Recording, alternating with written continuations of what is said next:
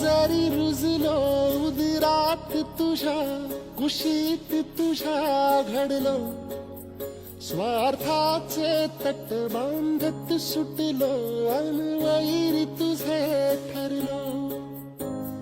चालवुनी वैराचे नांगर नासवली माती छिन्न तुझ्या देहाची ही चाळण उरली आता हाती